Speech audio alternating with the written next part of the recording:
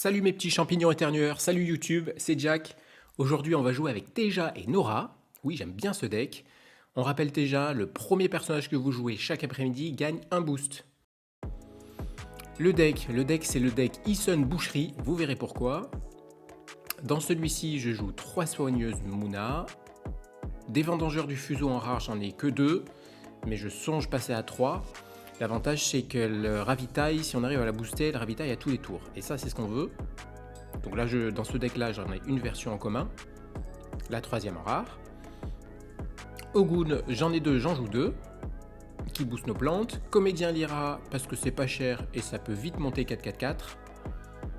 J'en joue 2, pardon, des comédiens Lyra. Très classe l'illustration. Les champis éternueurs, j'en joue 3. Ça monte tout seul, ça s'ancre, c'est facile. Le deuxième Ogun. Voilà, on arrive sur les uniques. Donc Ison Boshi en unique. C'est pas la mienne, mais elle m'a été prêtée et je l'aime beaucoup parce que de la main, elle est pas très chère et de la main, si on contrôle un repère, elle fait l'effet d'un Ogun, tout simplement. Elle donne un boost à toutes les plantes. De la réserve, elle est un peu moins forte. La prochaine carte que je joue cet après-midi coûte un de moins si je contrôle un repère. Mais c'est une carte pas chère qui peut booster nos plantes. Le deuxième comédien. Le troisième champignon éternueur. Kodama en commun, j'en joue 3. Allez, deuxième unique, le petit Jin, 3-3 en coup, 2-4-1. De la réserve, en payant 1, il peut faire du ravitaillement, c'est toujours sympa. Et quand il quitte la zone d'expédition, et si on a un repère, donc je vous avoue que c'est souvent ça qui proc, il part directement en mana. Voilà. Et il a le petit effet d'ancrage si j'arrive à le mettre en réserve. Voilà. Des Yongsu en commun, j'en joue que 2. Parce qu'il faut avoir des plantes, mais si on a des plantes, c'est très fort. Le druide Mouna, j'en joue 1, qui booste une plante et il a sa capacité d'ancrage. Tout ce qu'on veut. Des Dracena, j'en joue 3 en commun, ça s'ancre tout seul et ça monte. Aloe Vera en rare, parce qu'en rare, elle peut s'ancrer pour ravitailler, j'en joue que 2. Ma danseuse d'étoffe, je vais vous l'afficher en photo, voilà. En effet flèche, elle a un double effet flèche, elle peut rendre fugace et endormir. Et ça 2 fois puisque c'est de la main et de la réserve. Le deuxième Aloe Vera. Des fuseaux, j'en joue 2 parce que c'est génial dans le deck, ça protège nos créatures avec Corias et ça booste nos créatures ancrées. Sommeil réparateur, j'en joue 2, c'est de la gestion, c'est pas cher. Abreuvé, j'en joue 2, ça permet de booster nos petites créatures pour un coût très moindre. 2 entraînements à la méditation pour ancrer. 2 moissons de mana pour la gestion et un cocon d'étoffe parce que ça permet de gérer tout ce qui est endormi et fugace. C'est parti pour la game. On va jouer donc contre Théozen qui ne joue ni Ordis ni Sigismar. Oui, ça existe. Oui, il y a 3 héros dans Ordis. Et je vous le donne en 1000. Il va jouer Gulrang. Donc on le rappelle, Gulrang, il permet de générer des 2-2-2 au lieu des 1-1-1. Enfin, il ne les génère pas, mais quand ils arrivent, ils sont 2-2-2. Mais ils ont défenseur jusqu'à 8 mana. Alors abreuvé, c'est un peu tôt pour garder abreuvé, on va pas les garder. Le champignon, on garde tous les jours. Le fuseau, on garde tous les jours. Et Kodama, c'est un peu off-tempo. C'est sympa quand on veut jouer une plante, c'est sympa quand on sait qu'on a perdu un côté. Là, pour l'instant, c'est pas le cas. Allez, c'est parti, je redécouvre la game avec vous. Donc déjà, merci pour les précédentes vidéos, parce qu'elles ont fait pas mal de vues. On est très contents. On a eu un petit souci avec Mike et ses ouvertures de KS, donc tant pis, il n'y aura pas d'ouverture de KS comme annoncé sur la chaîne, c'est pas grave. Il y aura des games de Mike que je vais commenter, voilà. Donc ça va être sympa parce qu'il a des très bons decks, Bravos, Axiom, que je vais découvrir avec vous. Donc ça va être sympa. Ouais, donc là, le transporteur, il va générer des 2-2-2 défenseurs à chaque tour. C'est pénible. Donc on va jouer de l'autre côté. Donc là, on a un tour assez faible avec Champi, malheureusement. Mais c'est comme ça. Allez, jour 2. Bon là, ça fait beaucoup d'ancré dans ma main. Je pense qu'on va en enlever une. La soigneuse, c'est une bonne petite carte. Alors son 0, 1, 0, son double 0 quand même fait mal sur certains biomes, mais bon. En Teja, elle peut devenir 1, 2, 1, donc c'est pas mal. Ça fait un petit après vous. Voilà, on vire l'ancrer évidemment.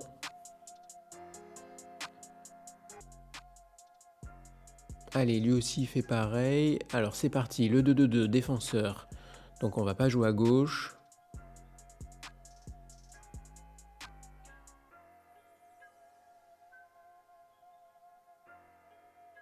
Voilà, la soigneuse 1-2-1 qui finalement est pas mal.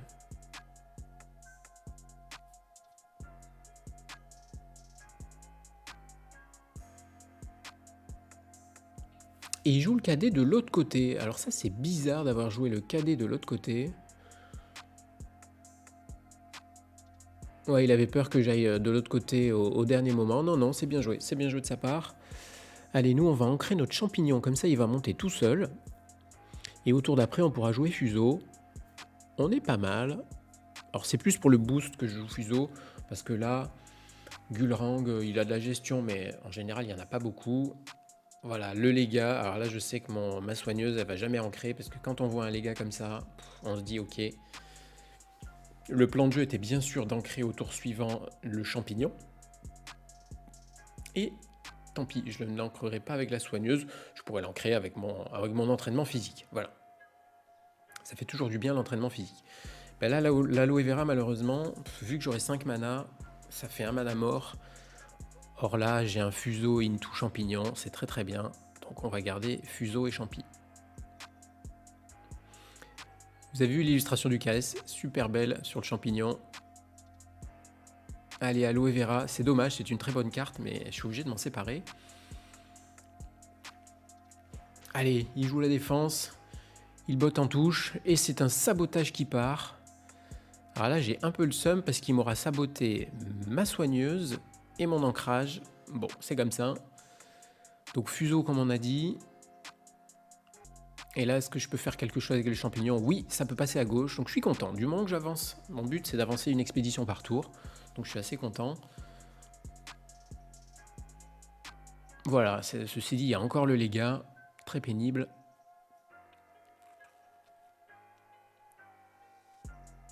Voilà, évidemment le champignon il s'en va. Donc là, il est en train de me détruire ma main. Je me rends compte que je n'ai plus de cartes. Donc là, je suis obligé de garder tout.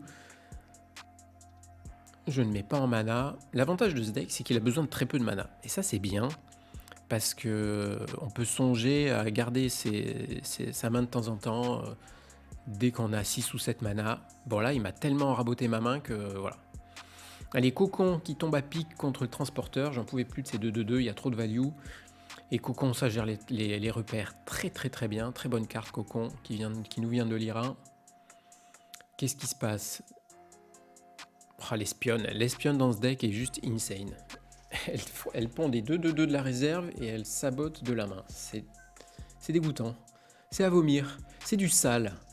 Donc là, j'ai bien le seum parce que je ne peux strictement rien faire à part passer. Là, ça commence un peu à piquer. Je vous le cache pas. Je me dis, s'il me gère comme ça à tous les tours, ça va être costaud. Bon, là, quand même, il faut que je jette des cartes. Je ne peux pas rester à garder ma main comme ça. Je pense qu'on va se séparer du vendangeur commun. On va garder le comédien au cas où. Allez, c'est parti. Qu'est-ce qui va se passer? J'ai totalement oublié la game. Je ne sais pas ce qui va se passer. Eh ben, écoutez, c'est encore un sabotage que je viens de voir. Décidément, ces espionnes m'ont pourri la vie. Donc là, le sabotage, je sais plus, ça doit être le 3e sabotage. Donc là, j'ai une main extrêmement faible. Mais j'ai un vendangeur qui va pouvoir me faire ravitailler. Et ça, c'est plutôt bien. Donc ce tour-ci, je pense que c'est le tour qui sert à rien. Si, ça passe avec le comédien. Donc on en profite. Il peut pas arrêter, la marée verte. Ouais, un comédien qui n'a pas proc, mais ça suffit, c'est pas grave. C'est vrai que c'est pas cher, c'est du 2-2-2 pour 2. Voilà, donc là on est très content d'avoir un vendangeur ancré, parce qu'on a besoin de ce ravitaillement. On en a énormément besoin. Et lui, il commence à cramer des cartes. Ça, c'est très bien. Au revoir la baba. Voilà, là, ça commence à être pas mal. J'ai un Vendangeur. J'ai une Dracena, j'ai un Yongsu, j'ai Logun. Voilà, ça y est. Là, ça commence à arriver. On commence à se mettre bien. Voilà, il faut mettre en mana hein, tous les jours. Ah non, j'ai pas mis en mana, j'ai pas vu, tiens.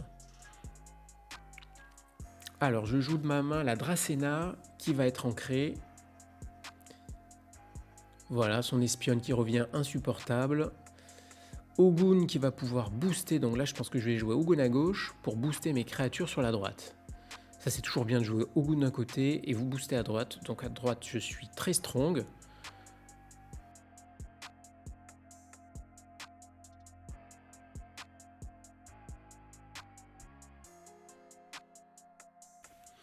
Le cadet, il essaie de me bloquer, mais ça passe juste pour l'instant. Deuxième cadet. Décidément, c'est une caserne qu'il a, le mec. Non, le deck est bien, franchement, en face, je me suis dit, waouh, j'ai envie de faire pareil. Hein. Donc là, il vient de me détruire mes 2 expéditions. Pourtant, je me sentais fort avec Ogun plus mes plantes. Là, il vient de lâcher tous ses cadets, toutes ses troupes. Ça fait très mal. Et c'est le Isanboshi qui proc. Enfin, qui arrive. Le Isanboshi qui est là, prêt à dégainer. Alors, Kodama, je me dis, oh là là, le manque de tempo que je vais avoir là, parce que là, je veux de la puissance tout de suite. Hein. J'ose pas jouer le Kodama, vous voyez. Peut-être c'était une erreur. Alors, heureusement, j'ai ma Dracena qui est ancrée, qui monte.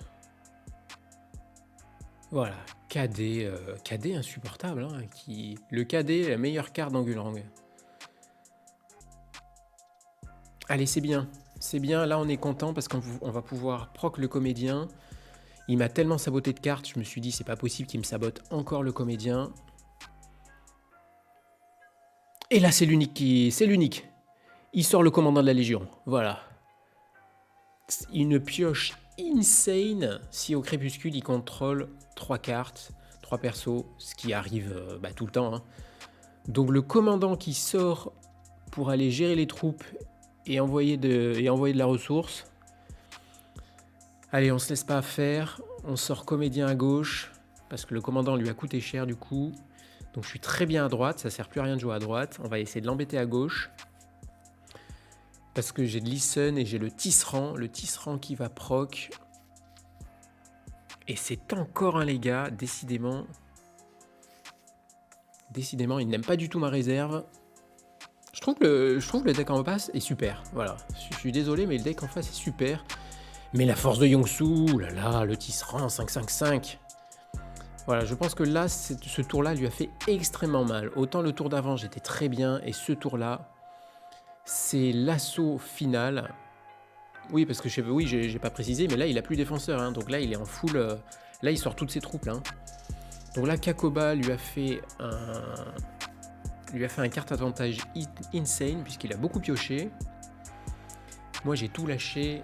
Mon Tisserand, mon comédien. Là, on voit une ancrée, mais c'est pas ce qu'on veut à ce moment-là de la game, l'ancrée. Là, voilà, il va falloir se débrouiller pour gagner maintenant avec un Nissan qui va pouvoir booster nos cartes. Et c'est parti, le vendangeur qui amène une Aloe Vera en réserve. Ah. Alors à ce moment-là de la game, est-ce que c'est bien? C'est pas mal, hein. C'est pas mal parce que je pense qu'on va la jouer pour 3, parce que là, on veut pas l'ancrer. Là, on veut gagner à ce tour-ci. Hein. Là, clairement, on va tout lâcher. Je sais plus si je l'ancre. Je l'ancre pas, hein.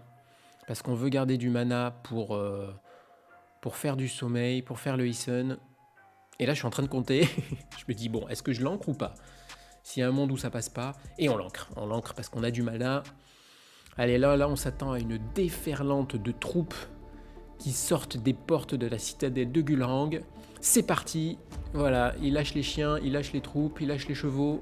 Il donne tout ce que t'as, Théozen. Donc là, quand on voit ça en face, 4-2-2-2, ok. Mais ça reste des 2-2-2. On dégage Nissan pour pouvoir faire un sommeil qui va surprendre l'ennemi. Allez, Eason. Eason, c'est très bon. Il vient de booster nos plantes. Allez, vas-y, rajoute-moi des troupes, comme si ça suffisait pas. Rajoute-moi une petite troupe en plus. Aïe, aïe, aïe, aïe, aïe, il y a beaucoup de monde. Il y a Ozma qui pioche. Ah là là, il a une pioche insane. Et là, je prie pour que ça passe. Mais je me dis, mais ça passe. Allez, heureusement, il y avait un soldat qui n'a pas vu l'heure. Il y avait un soldat qui était trop fatigué et qui est épuisé. Et c'est parti, charger. Ah, ce combo ouvrir les portes et charger, c'est tellement roleplay. Donc heureusement, il y avait un soldat chez eux qui était un tir au flanc. Donc je pense que celui-là, il va se faire virer. Et qui faisait une bonne petite sieste alors que Gulrang lançait l'assaut final. Voilà, c'était Jack. C'était une jolie victoire contre un Gulrang. Ça fait plaisir de jouer autre chose que contre des Robins. Et c'était une jolie petite game que je tenais à vous montrer. Voilà, on se retrouve bientôt pour, j'espère, un passage au-dessus de l'or, hein, un de ces quatre peut-être, si j'y arrive. Et merci à tous. On se retrouve la semaine prochaine. Il y aura du Muna qui arrive encore, mais avec Arjun. Et sinon, du Akesha. Allez, salut les altérés. La bise. Portez-vous bien.